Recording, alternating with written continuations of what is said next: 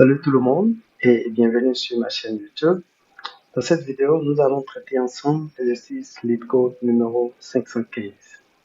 On nous donne en entrée la racine d'un arbre binaire et on nous demande de créer une fonction qui va retourner une liste qui va contenir la valeur maximale de chaque ligne de l'arbre. Pour bien comprendre ce qu'on nous demande, examinons ensemble l'arbre qu'on nous a donné comme exemple. Alors l'arbre ici contient 3 lignes. Alors, au niveau de la ligne 1, nous avons un seul élément dont la valeur est 1. Au niveau de la ligne 2, nous avons deux éléments, à savoir voilà la valeur 3 et la valeur 2. Et enfin, au niveau de la ligne 3, on a 3 éléments, à savoir 5, 3 et 9. Donc, dans ce cas précis, notre résultat sera le maximum au niveau de chaque ligne. Alors, quand on prend la ligne numéro 1, le maximum c'est 1 puisqu'on a un seul élément. Quand on prend la deuxième ligne, le maximum ici c'est 3. Et quand on prend la dernière ligne, le maximum ici c'est 9. Donc, notre résultat sera donc 1, 3 et puis 9.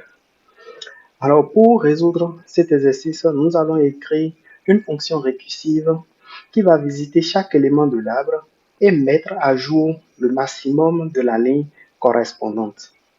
On aura donc une solution qui va se dérouler avec une complexité temporelle linéaire et une complexité spatiale égale à la hauteur de l'arbre, puisque nous sommes en train de faire une récursivité. Nous allons donc passer à l'écriture du code.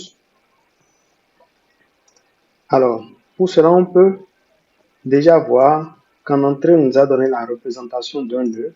Donc, quand on prend un nœud, nous avons la valeur du nœud, le nœud qui se trouve à sa gauche et le nœud qui se trouve à sa droite.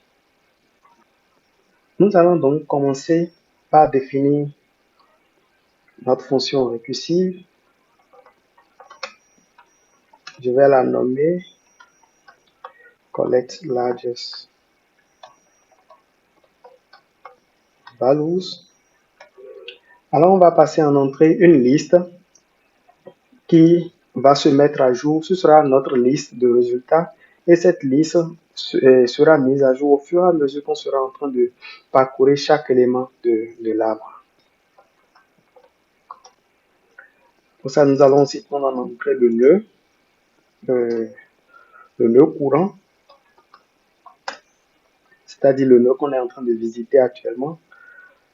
Après ça, une autre information très importante que nous devons prendre en entrée, c'est la ligne, c'est le numéro de la ligne du nœud actuel. Donc, on va nommer ça row. Alors, la condition d'arrêt de la fonction récursive sera lorsque le nœud qu'on a pris en entrée est nul. Donc, on aura if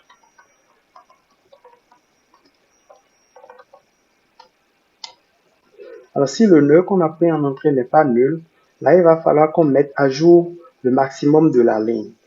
Là, maintenant, nous avons deux cas.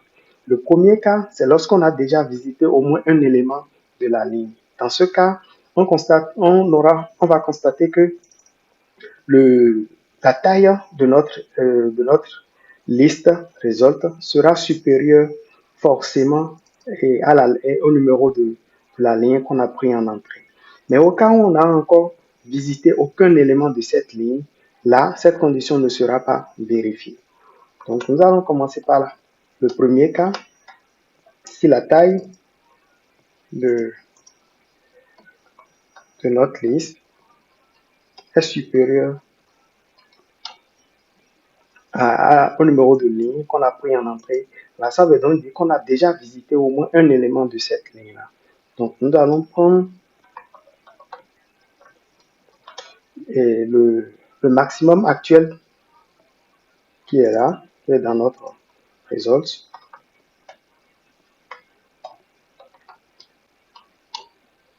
Et là, maintenant, nous allons maintenant mettre à jour le maximum qui doit être là. Et le maximum qui doit être là sera juste le maximum entre le maximum actuel et la valeur du nœud qu'on a pris en entrée. Donc, on a result.set.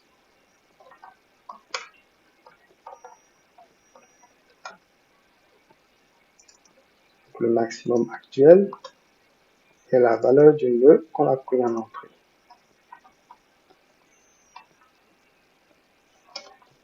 Alors, dans le deuxième cas, ce qu'on constate, c'est qu'on n'a encore visité aucun élément de cette ligne-là.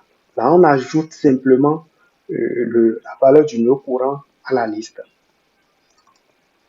Donc, ça fait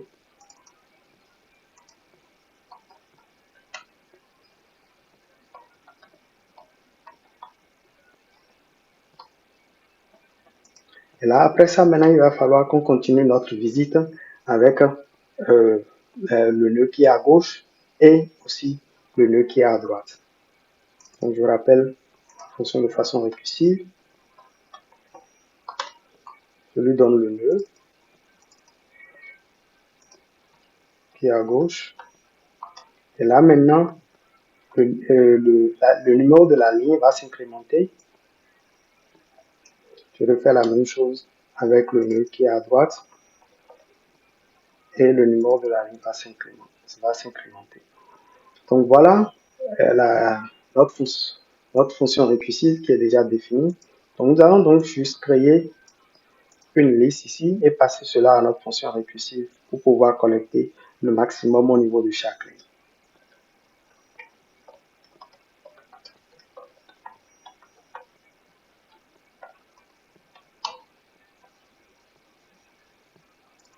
On appelle donc notre fonction. On lui passe le résultat d'abord. Après ça, on lui passe comme premier nœud la racine et la ligne à laquelle on va commencer notre algorithme sera la ligne 0. Alors après cela, on va simplement retourner le résultat qui est déjà rempli avec notre fonction récursive. On peut donc lancer le code.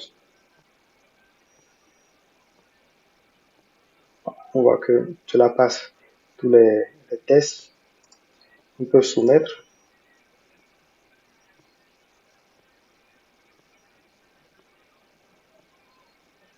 Alors on voit aussi que cela passe tous les tests et la solution est acceptée.